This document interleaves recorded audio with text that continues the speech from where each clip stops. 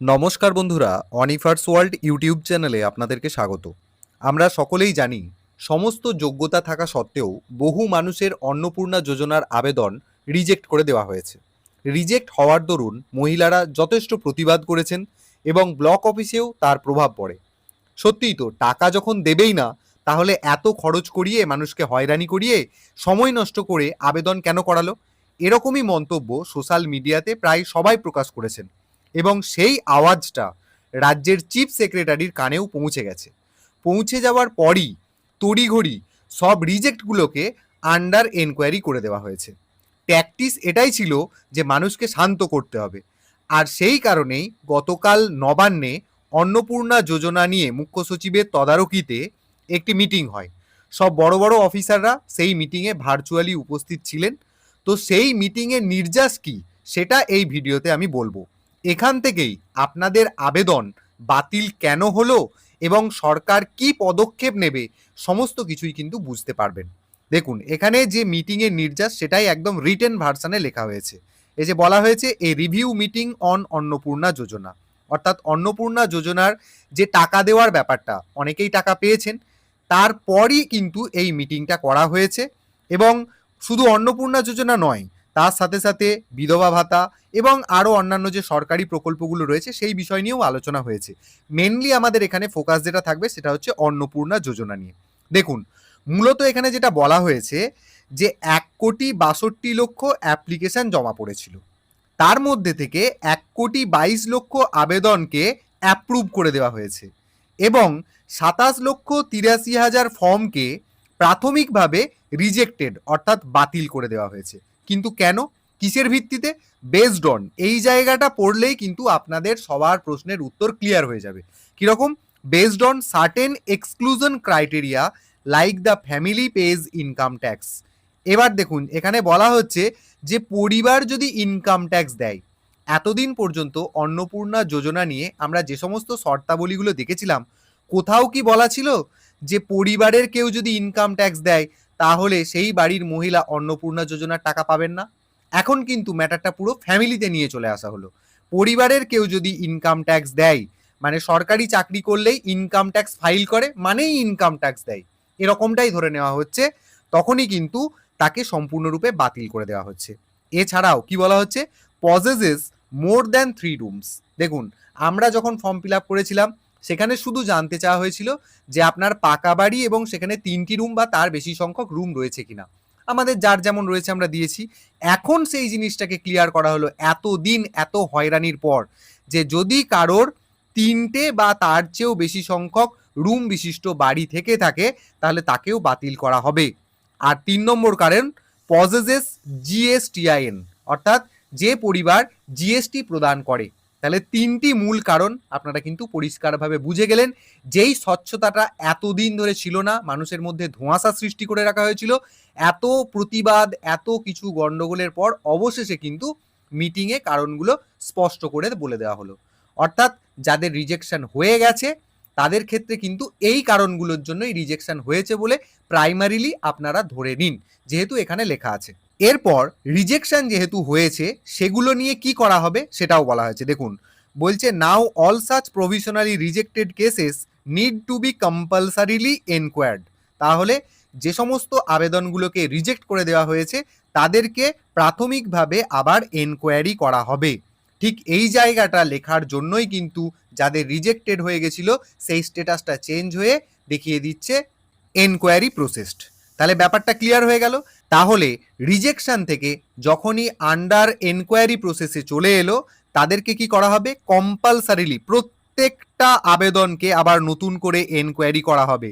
কিরকম ভাবে? At the field level, একদম বাড়ি বাড়ি গিয়ে সেই সমস্ত কিছু আপনাদের তথ্য আবার যাচাইকরণ করা হবে। And recommendation on each and every case needs to be uploaded at the portal. এবং যদি আপনাদের আবেদনগুলোকে রেকমেন্ডেশন করা হয়, এরকম প্রত্যেকটা কেসকে সেই সমস্ত তথ্যগুলো পোর্টালেতে আপলোড করতে বলা হচ্ছে। তাহলে বাড়ি বাড়ি গিয়ে আবার যাদের এনকোয়ারি করা হবে সেই সমস্ত কিছু তথ্য আপলোড কবে থেকে পোর্টালে শুরু হবে? 5/7/2026, অর্থাৎ আগামী কাল থেকে কিন্তু আপনাদের ভেরিফিকেশন প্রসেসও শুরু হয়ে যাবে।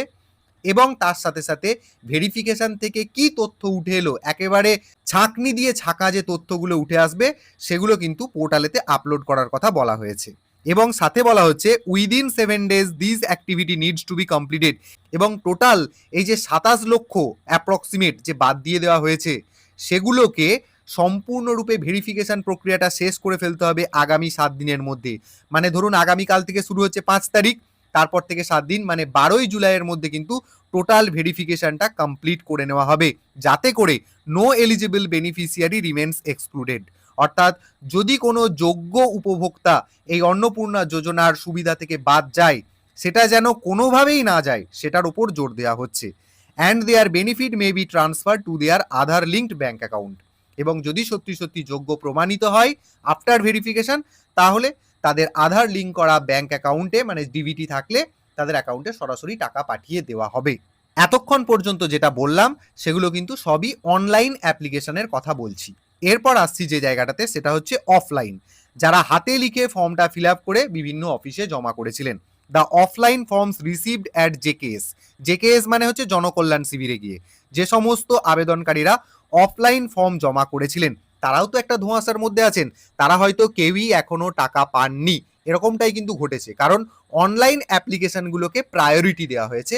অফলাইনের যে বান্ডিল আমরা বিভিন্ন অফিসে দেখেছি, একেবারে পাহাড় প্রমাণ বান্ডিল ওখানে পড়ে থাকতে দেখা গেছে, অতএব সেই মানুষগুলো টাকা পাননি।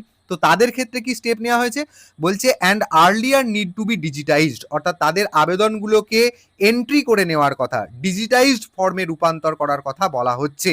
বলছে ইফ নট অলরেডি ডান, মানে যাদের যাদের এখনো ডিজিটাইজড করা হয়নি অফলাইন ফর্মগুলোকে, সেগুলোকে অতি সত্বর ডিজিটাইজেশন করে ফেলতে হবে।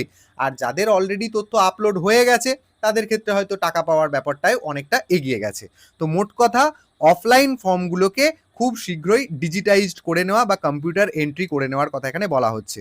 এবং বলা হচ্ছে each case should be enquired and uploaded with recommendation of approval or rejection with reasons. এই আবেদনগুলোও কিন্তু ওই একই রকমভাবে ফিল্ড ভেরিফিকেশন হবে, এনকোয়ারি হবে, এবং এনকোয়ারি স্ট্যাটাস কি সেটাকেই বলা হচ্ছে রেকমেন্ডেশন।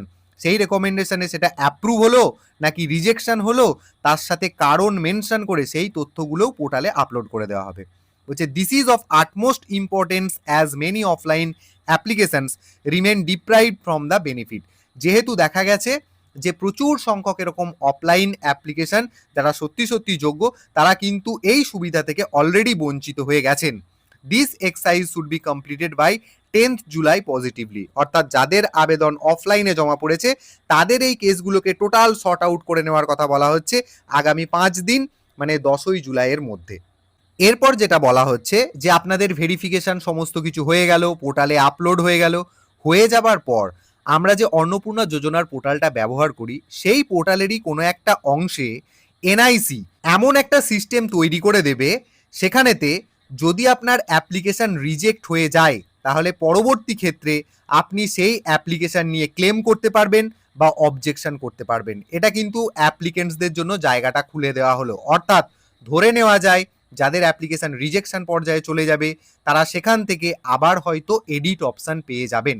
সেটাই কিন্তু এনআইসি করবে, মানে ওই অন্নপূর্ণা যোজনার পোর্টালের ভেতরেতেই এমন কোনো অপশন ঢুকিয়ে দেওয়া হবে যাতে করে আপনারা আপনাদের যে তথ্য আবার এডিট করতে পারেন বা আবার নতুন করে কোনো কিছু একটা করতে পারেন।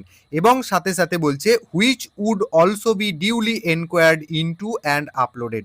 এবং যখনই আপনি সেখানে অবজেকশন করলেন বা কোনো কিছু ক্লেম করলেন যে না আমি তো পাবার যোগ্য তাহলে কেন রিজেক্ট করা হলো, তখনই কিন্তু আবার এনকোয়ারি হবে এবং সাথে সাথে সেই এনকোয়ারি রিপোর্টটাও আপলোড করা হবে। মানে এটা লং টাইম প্রসেস, চলতেই থাকবে এরকম একটা ব্যাপার। এরপর যে জায়গাটাতে আমরা আসবো এটা অধিকাংশ জনের ক্ষেত্রে দেখা যাচ্ছে যে পেমেন্টের ক্ষেত্রে দেখিয়ে দিচ্ছে যে ব্যাংক ফেলিওর, অর্থাৎ আপনার সমস্ত কিছু তথ্য ঠিক আছে কিন্তু আপনার অ্যাকাউন্টে টাকাটা পৌঁছয়নি। সেটা হতে পারে ডিবিটির কারণে বা ব্যাংকের নিজস্ব সার্ভারের কারণে, এটা হয়েছে বহু জনের ক্ষেত্রেই। তো আপনি চেক করে দেখে নিয়েছেন ডিবিটিও ঠিক আছে, আধার লিঙ্কও করা আছে, তা সত্ত্বেও কিন্তু পেমেন্ট ফেলিওর এটা কিন্তু দেখিয়েছে। তাহলে এক্ষেত্রে এই মিটিং থেকে যেটা বোঝা যাচ্ছে যে ফেলিওরটা কিন্তু আপনার কারণে হয়নি, ব্যাংকের নিজস্ব প্রবলেমের কারণেই হয়েছে। এবং সেই কারণেই বলা হচ্ছে in case there is any bank related failure, any Aadhaar related issue, the district administration should proactively take up the matter with the banks so that the problem of payment failure can be addressed. অর্থাৎ সরকার সরাসরি যদি এই bank failure এবং আধার related যদি কোনো issue থেকে থাকে এবং যদি আপনার পেমেন্ট না ঢোকে, তাহলে সরকার প্রোঅ্যাক্টিভলি ব্যাংকের সাথে কন্ট্যাক্ট করে এই ম্যাটারটা নিয়ে আলোচনা করে যাতে পরবর্তী ক্ষেত্রে আর ব্যাংক ফেলিওরের ঘটনাটা না ঘটে সেটা গুরুত্ব সহকারে দেখবে। আর এই জায়গাটাতে একদম শেষ দিকেতে এখানেতে HOMSIC WCD মানে বিধবা ভাতা এবং SW ডিপার্টমেন্ট এটা জানাচ্ছে যে লার্জ নাম্বার বেনিফিশিয়ারি তারা কিন্তু এই ভাতাগুলো পাওয়ার জন্য আবেদন করেছেন এবং তারাও কিন্তু যোগ্য। এবার সেই যোগ্যতার প্রমাণ দেওয়ার জন্য এবং বেনিফিটগুলো পাওয়ার জন্য তাদেরও কি করা হবে, further enquiry is needed immediately to ensure that no eligible beneficiary is deprived of our entitlement. অর্থাৎ তাদেরও কিন্তু পুনর্বার এনকোয়ারি করা হবে যাতে করে এমন কোনো যোগ্য মানুষ যেন এই বিধবা ভাতা, বার্ধক্য ভাতা এইসব জায়গা থেকে বাদ না যান, সেটাই কিন্তু এখানে বলা হয়েছে। বারবার একটা জিনিসে ফোকাসটা দেওয়া হচ্ছে যে কোনো যোগ্য বেনিফিশিয়ারি যেন বাদ না দেন, কিন্তু গোপনে যোগ্য বেনিফিশিয়ারিকে সুন্দরভাবে কিন্তু সরিয়ে দেওয়া হচ্ছে, তাই তো ক্ষোভটা জন্মেছে। যাই হোক, মোটামুটি এই যে বিষয়গুলো রয়েছে এগুলোই মিটিংয়ে আলোচনা হয়েছে এবং পরবর্তীতে আবার এই বিষয় নিয়ে নতুন মিটিং হবে আগামী 1 অগাস্ট 2026। তো এটাই হচ্ছে মূল মিটিংয়ের নির্যাস। তাহলে নিশ্চয়ই আশা করেই বুঝতে পারছেন যে যারা যারা অন্নপূর্ণা যোজনার টাকা পেলেন না, সেই হিডেন কজগুলো কি যেগুলো এতদিন সরকার লুকিয়ে রেখেছিল, এবার কিন্তু সেটা সর্বসমক্ষে নিয়ে এলো। কিন্তু একটা জিনিস আশ্চর্য হচ্ছি যে মানুষকে এতটা হয়রানি, এতটা মেন্টালি টর্চার করার কিন্তু কোনো মানে ছিল না। নেহাত চাপে পড়েছে বলেই কিন্তু এই ধরনের মিটিং, এই ধরনের পর্যালোচনা এবং ঠিক কোন কোন কারণগুলোর জন্য মানুষ অন্নপূর্ণা যোজনার টাকা পেতে পারে না সেটা কিন্তু অবশেষে ক্লিয়ার করা হলো। এবং আরেকটা জায়গা যেটা দেখা যাচ্ছে যে রিজেকশন আদার কজেস, এই আদার কজেসের ব্যাপারটা যদি একটু সরকার ক্লিয়ার করে দিত তাহলে ভালো হতো। যেমনটা এখানে 3টের বেশি রুম, ইনকাম ট্যাক্স, পরিবারের ইনকাম ট্যাক্স বা যদি কেউ জিএসটি দেয়, এগুলো যেমন পরিস্ফুটভাবে বলে দিল, এর পিছনেও কিন্তু এই যে ইটিসিটা দিয়ে দিয়েছে না, এই ইত্যাদির মাঝেই কিন্তু অনেক গোপন কথা লুকিয়ে রাখা হয়েছে। আবারও আপনারা অ্যাপ্লিকেশন করবেন, আবারও আপনাদের এনকোয়ারি হবে, আবারও রিজেকশন হবে, তখন কিন্তু ঘুরে ফিরে সেই ব্যাপারটা একই ধরনের আপনারা চক্রব্যূহের মধ্যে ঘুরতেই থাকবেন।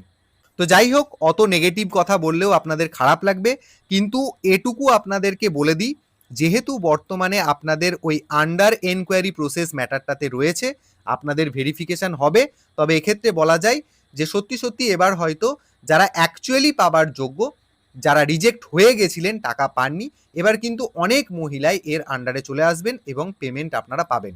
মাঝখান থেকে যেটা হলো যে জুলাই মাসে 3000 টাকাটা আপনাদের কিন্তু কেটে নেওয়া হলো, এটা কিন্তু আপনারা আর কখনোই পাবেন না, এটা মাথায় রাখবেন। তো এই ছোট্ট আপডেট, আশা করছি রিজেকশনের কারণগুলো কি কি আপনাদের মোটামুটি ধারণার মধ্যে রয়েছে। আমি এখনো বলছি ব্যক্তিগতভাবে বহুত হিডেন কজ রয়েছে যেগুলো কিন্তু খোলাসা করা হচ্ছে না, দেখবেন ভবিষ্যতে এগুলো হয়তো চাপে পড়ে সরকার আবার খোলাসা করবে। তো এই রিজেকশন ম্যাটার নিয়ে সুচিন্তিত মতামত আপনারাও পোষণ করবেন, অবশ্যই সে বিষয়ে কমেন্টের জায়গাটা আপনাদের জন্য খোলা থাকবে এবং আপনাদেরকে রিকোয়েস্ট করব যে আপনারা ভিডিওটি অবশ্যই সকলের সাথে শেয়ার করুন এবং আপনারা যারা আমার চ্যানেলে নতুন তারা চ্যানেলটিকে সাবস্ক্রাইব করে নিতে ভুলবেন না।